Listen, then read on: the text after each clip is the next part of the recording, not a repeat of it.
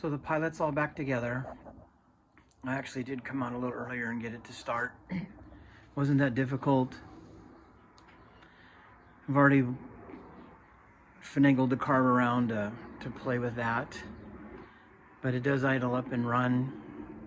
It's doing about 1250, 1300 RPMs when it warms up. I have to pull it out of here, try and find some place to take it to drive it around, but all in all, it went together pretty easy.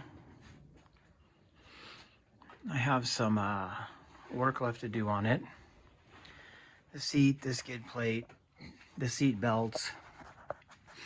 I still have to run the EGT.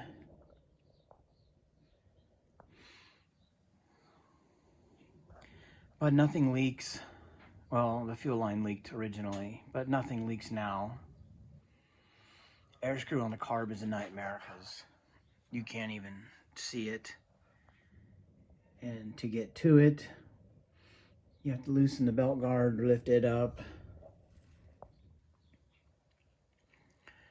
Loosen the carb, turn it to the side, and then there it is. So,